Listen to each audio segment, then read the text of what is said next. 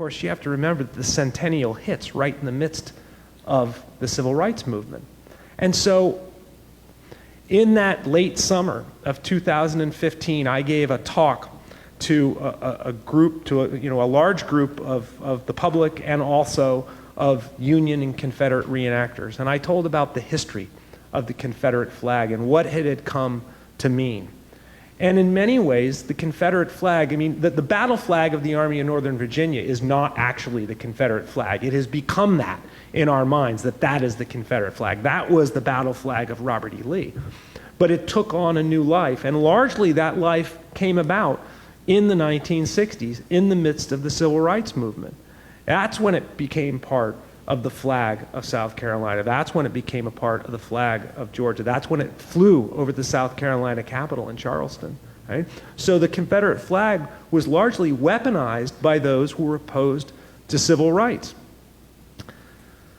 So it wasn't a great surprise to me that not long after that talk, a young man who was enamored of the Confederate flag walked into a church in Charleston, South Carolina, a young man named Dylan Roof, and shot people who had welcomed him to come and pray with them.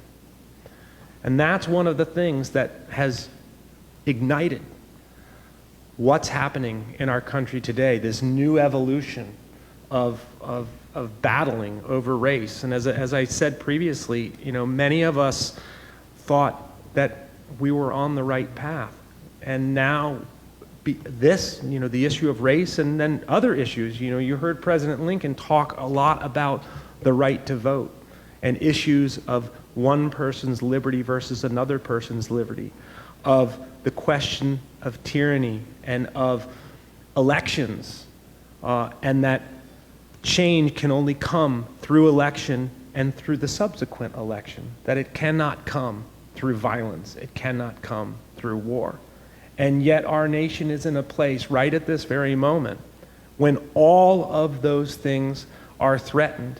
And just like in the Civil War, they're all intertwined. You cannot separate these things that we've been talking about tonight and that we are facing in our nation. You can't separate them from one another. These issues of race are inextricably bound within these issues of power and of voting rights. And so I suppose that's where I'll end, and I'll ask you, where does this leave us as a nation? So we're going to open it up to question and answers and comments now. I would ask you to try and be as brief as you can so we can have some time for these amazing, amazing men.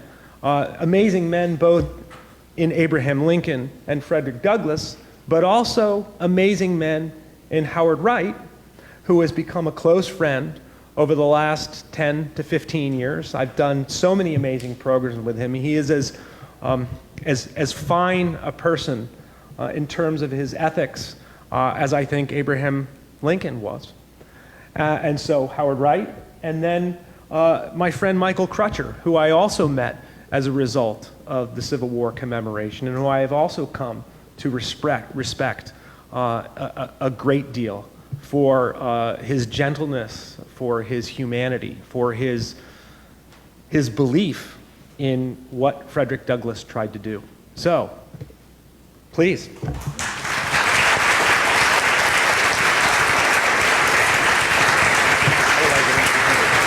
All right. Thank you so much. I don't think I need that. Mike, is it on? It's on. Can everybody hear me?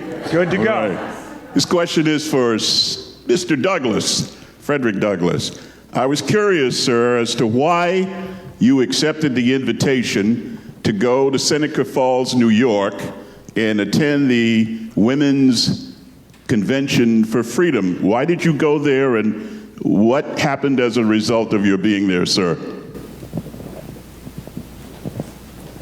Am I speaking as Frederick Douglass or Michael Crutcher? Well, during my time, I lived in Rochester, and I became acquainted with Susan B. Anthony and Amy Post. Elizabeth Cady Stanton. I became involved with them in their quest for equality and basically certain aspects of freedom. Now, there was a period of time, a few years, that we actually fell apart because of my commitment to my people and our cause. But later on, we came back together, and I suppose to answer your question, all of my life I had seen women being neglected, women being abused. My grandmother, my mother,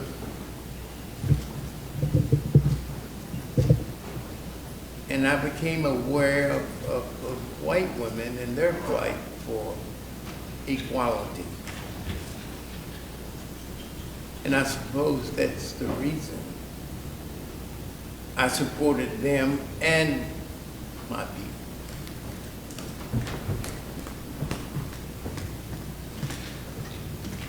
So I don't know if that answered your question. Thank you. Another question, please?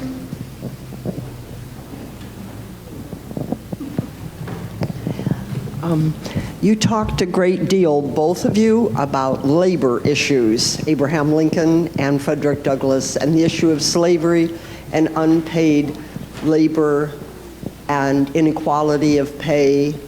And it seems to me that a great deal, I'm curious about the idea, as Martin Luther King brought it forward, about racism, economics, injustice, and militarism being tied together.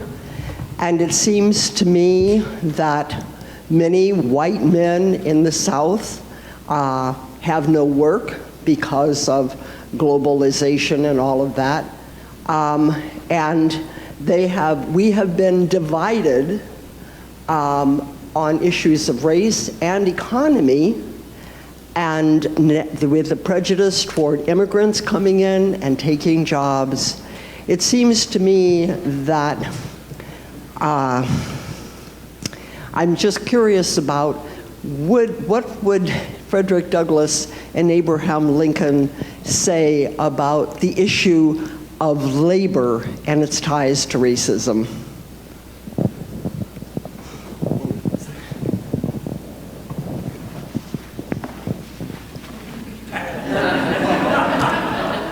Or in your own selves. I guess my thinking on that is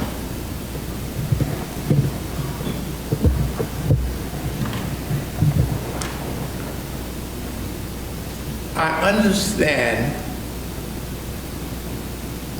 white man's concern and plight, but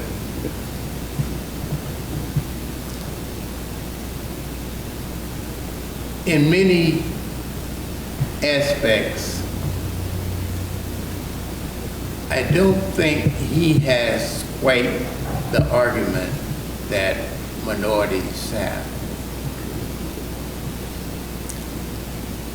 Now, his situation in many cases has been created by himself. In many cases, not in all cases. And the plight that minorities and blacks in particular have is compounded by the fact that they are minorities and black. So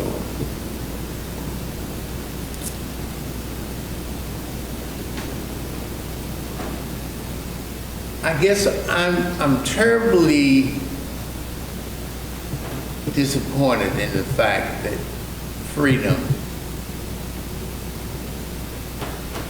was not accompanied by equality. That was true in the day of Frederick Douglass and was true in the day of Michael Church. And it's a fact that we still deal with and will have to deal with. It seems like for eternity.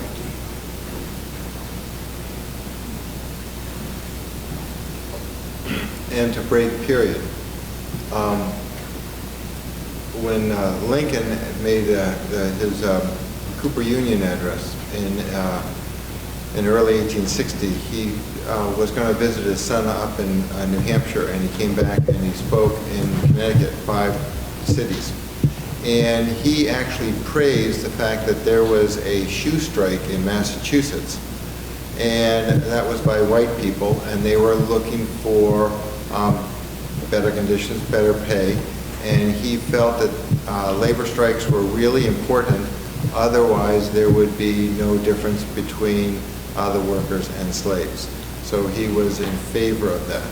I would say that in terms of race and injustice and labor, that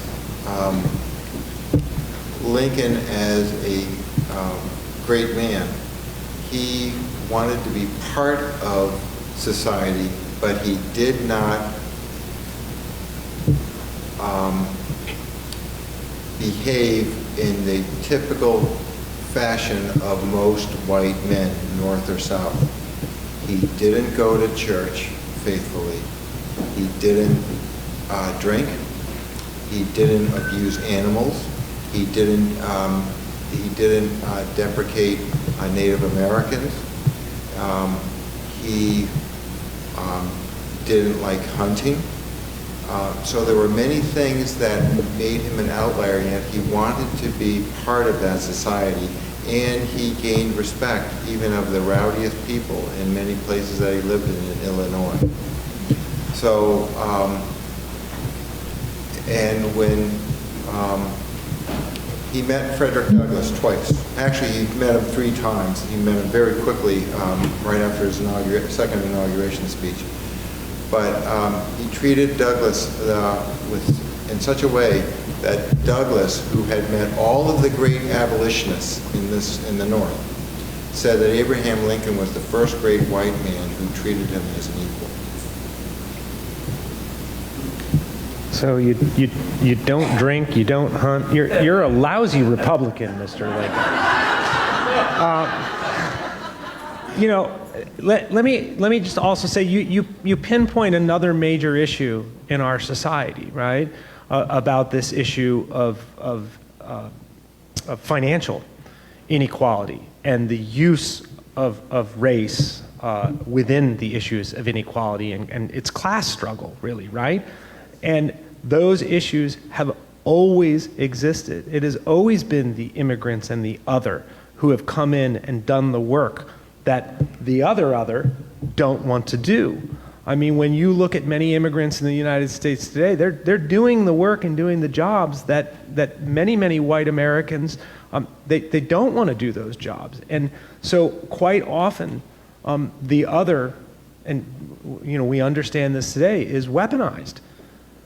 And that's certainly, that's what has always occurred, right? That's what's always occurred. And it also lends itself to the discussion of larger concepts of liberty and equality and seeing all people for their essential worth beyond their gender, beyond their ethnicity, beyond their race, right? Or their nationality, sure. So we're just obviously not there yet. And if I can add to that, in the 1850s, there was another political party that rose. It was called the American Party, but it was more colloquially known as the Know Nothing Party.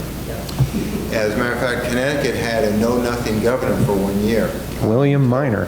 until Buckingham was elected throughout the Civil War.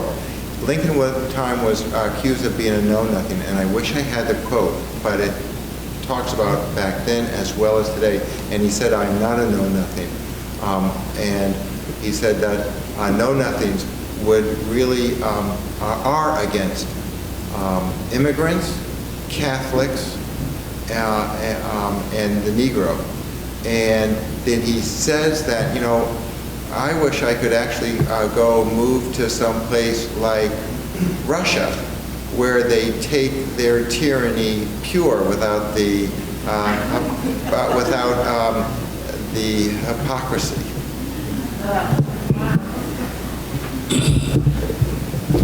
Playing the role and your extensive knowledge, both of you, had Lincoln not been shot, do you think that he would have had the strength to do more in the Reconstruction? Or do you think he would have buckled under the pressure of trying to reconcile you? He would have kept going forward. He would have kept going forward. And the tragedy is it was all up in his head. Yeah.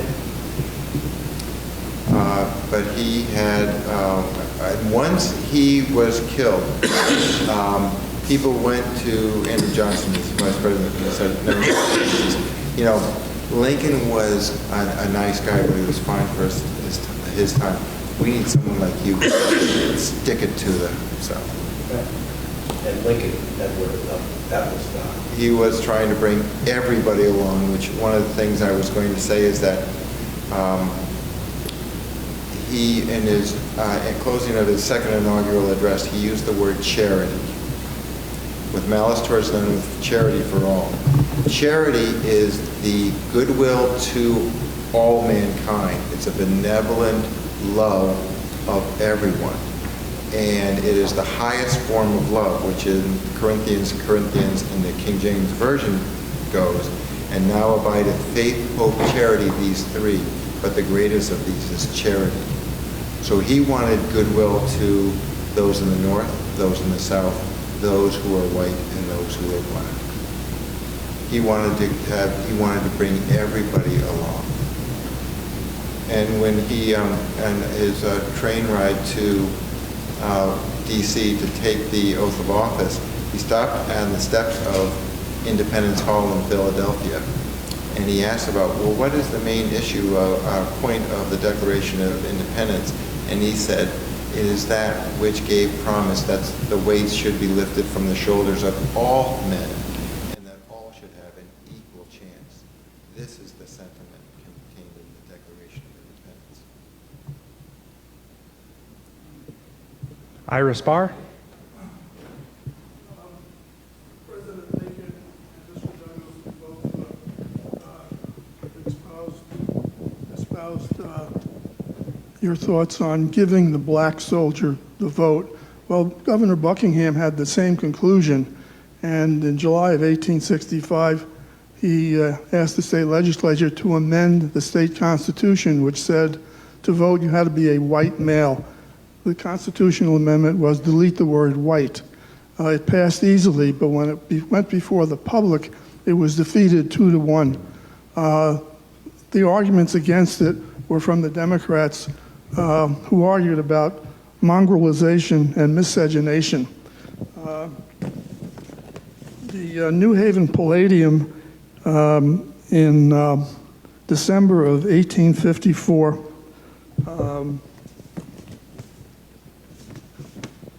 described Mr. Douglas' address to the 29th and 30th Regiments at Criscula Park, which is in New Haven. And he said the following: one of the proudest moments of my life, a momentous day for the American race. Prejudices against the black soldier were just that and not fact. They proved themselves as capable as any, and given an opportunity and knowledge of the white man would only get better. He then went on to say, he called them pioneers of liberty of your race. If you win freedom and citizenship, we all gain the same.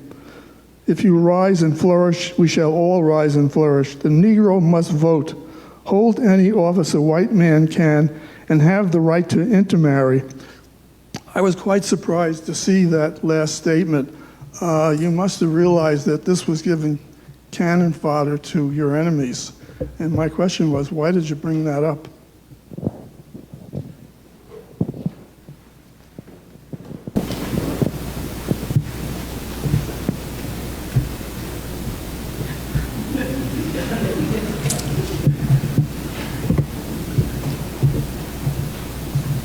When Lincoln ran for senator in Illinois, the northern part was more anti-slavery, the southern part was more pro-slavery. So just as he said things at that time, he also said conflicting things when he was running as senator in order to get the vote. In the North, he said, well, I'll say in the South, he said that the Negro should not serve on juries, should not vote, be allowed to vote. And in the North, he said,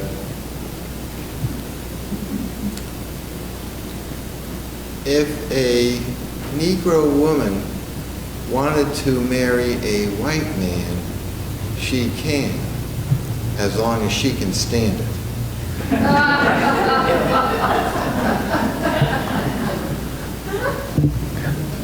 Another question, please. I'm aware our reception and our whole event's supposed to end at 8, so maybe we'll just do one or two last questions, make them brief, our responses brief, so that our reception can happen, and these gentlemen who've been sitting here talking for 2 hours will be able to join the 21st century. Your question. Yeah. This is a lessons learned question, and you can answer it either as a historical figure or as someone living today. What are the lessons learned from the period in which you lived that we can use today in 2022? Probably for the professor more than anyone. No, I'll quote Abraham Lincoln, charity, right, towards one another. The history of this country has always been against the other. First the Protestants were here, and they were against the Catholics. Then when you start getting the Catholics here, during the Civil War, those who were of Irish descent were the bottom of the barrel. As a matter of fact, down in the South, if you wanted to have somebody dig a ditch, you wouldn't necessarily want your slaves because they were worth money. Get an Irishman to do it. If they got hurt, get another Irishman to do it. So that's one of the reasons why the Irish were oftentimes the most racist against the Negro, because they were going for the same jobs oftentimes, sometimes. So, and then it was against the Eastern Europeans, the Southern Europeans. So we have always been against the other, and that is a shame on us. But it's, beware of those who prey on one's fear. Because as Gandhi once said, when there is fear, we lose the way of our spirit. And what is the spirit of the United States? And what is the fear that people are trying to prey upon? Are all men, are all people created equal or not?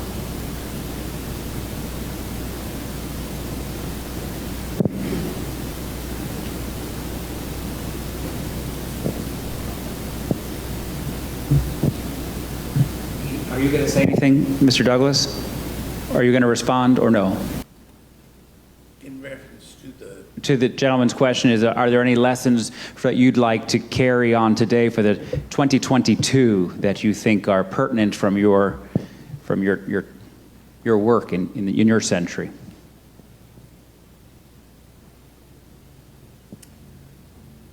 I guess it would be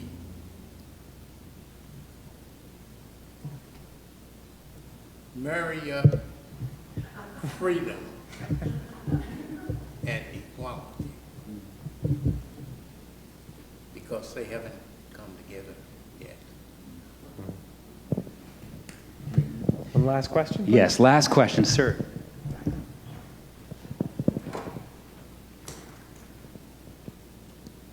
So I would like to start by saying that both of you did an absolutely amazing job. Your characters are played extremely well. And to the professor, making so many amazing comments about our journey through history and really the interconnectedness of everything that's happened over time. I've seen such a connectedness of what's happened in the past and what's happened in the now and where we're going in the future. And I remember that there was the proposal to add the amendment to the Constitution to make people of color be involved and have all men be equal. And Congress had turned that down. I think it was 6 to 7 vote. I forget what exactly the vote was. Now, if that amendment had actually passed when it was originally proposed, do you think that would have cut the Civil War off, to like nipped it in the bud to begin with? Maybe your opinion in your roles, maybe a better way to approach it. I don't think there's any right or wrong answer here, but I just wonder, what is your opinion as to what would have happened if the amendment had passed right off the bat? I'm not certain which amendment you're referring to. I mean, the Emancipation Proclamation, when Lincoln is trying to push it through the Congress, the first time the vote occurs, it doesn't happen, but Lincoln continues pushing it. Is it something different? No, so there was, right before that, in 1780, there was a proposal by Benjamin Franklin. I think it was about, realized that he was starting to feel uncomfortable with the Constitution. He felt like not all men were really being treated equal, and he had raised a proposal to Congress, but it failed. I think it was like a 6 to 7 vote. That's prior to the Congress being, prior to the Constitution being enacted, because the Constitution Convention is 87, it's ratified in 89. Franklin puts forth, and a number of the founders put forth ideas of trying to get rid of slavery, and it goes absolutely nowhere. This is the reason, and it wouldn't have had any impact, right? Because nobody's going to let it go through.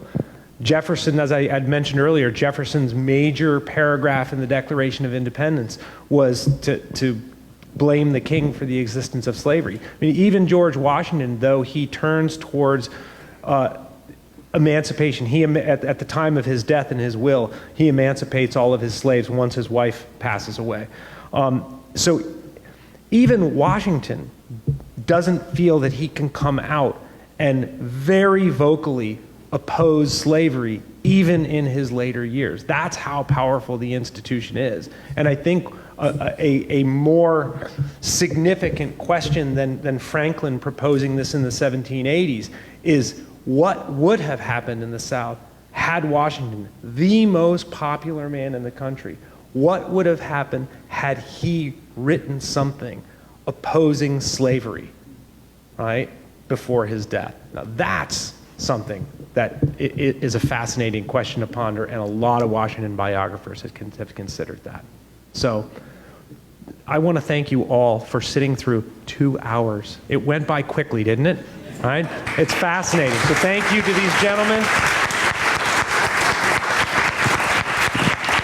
Please join us for a reception.